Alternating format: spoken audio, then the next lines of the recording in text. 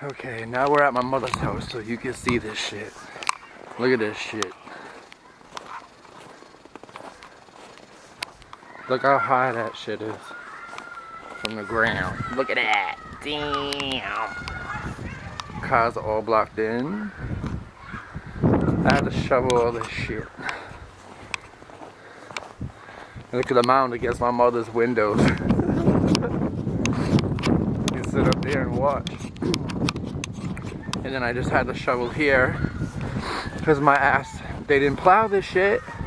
So I had to shovel that. I got stuck, by the way. So yeah.